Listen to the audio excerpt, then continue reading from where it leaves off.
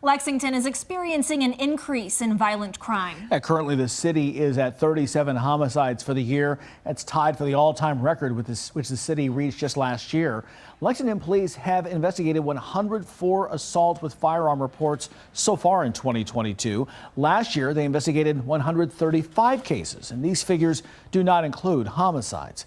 Coinciding with the increase of violence, a national blood shortage. The Red Cross declaring its first ever crisis at the start of the year when blood donations were at an all-time low. Since then, the situation has not improved. Here at home, the Kentucky Blood Center has less than 1 day's supply of blood on the shelves. Evening Edition's Megan Mannering has this in-depth report on how violence is affecting hospitals. Empty shelves, fewer donors, all-time low. By now, the messaging may feel like old news. I will tell you there have been days here throughout the pandemic that we get very nervous. But even as the pandemic wanes, a new fear is looming for this blood bank and the 70 hospitals it supplies. There are times, certainly, when we find out there's been a major trauma, we can go through 50 units of blood rather quickly. An uptick in gun violence boils down to tough decisions for those on the receiving end of the sirens. People like trauma surgeon Dr. Alexis Nichols.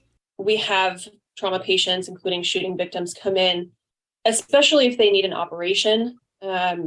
We have to be very careful about how much blood products we're giving our patients. And that leads to some decision making on my part. We have to keep in mind that there may be a liver transplant tomorrow that's going to need blood, or a heart operation that's going to need blood. And I can't just indiscriminately pour blood into a trauma patient. Obviously, I have to use my skills to stop the bleeding in an operation, but sometimes those patients become what we call coagulopathic, where every surface starts oozing blood. And that's a symptom of trauma and blood loss. And those patients can empty our blood bank. Just one patient can empty the blood bank. Nichols saw 20 gunshot victims in just the last few weeks. That's 20 tough decisions. So what we want to do is make sure they don't have to make choices. We want to make sure there's an abundant blood supply on the shelf so they can help everybody who needs blood. The first call to action requires a call to 911. People in the community need to know that they need to call 911 if they hear gunshots.